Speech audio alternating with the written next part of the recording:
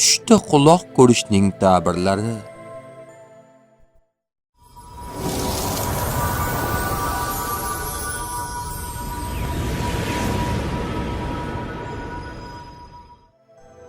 Ibn Sirinning aytishlaricha, har kim tushida qulog'i tushib qolganini yoki kesib tashlanganini ko'rsa, xotiniga taloq berishi yoki qizining o'lishiga ishoradir. Ba'zi ta'birchilarning aytishlaricha, ajali yaqin qolganini bildiradi. Tushida kar bo'lib qolganini va hech narsa eshitmayotganini ko'rsa, din va diyonatining buzilishiga ishoradir. Ja'far Sodiqning aytishlaricha, tushda quloqni ko'rish 8 narsaga ishoradir. Ayolga, yaxshilikka, do'stga, ketishga, o'g'ilga, g'ulomga, molga, qo'rquv va xavfga.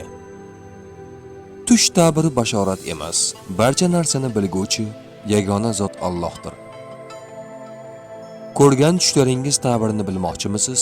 Unda kanalimizga obuna bo'ling.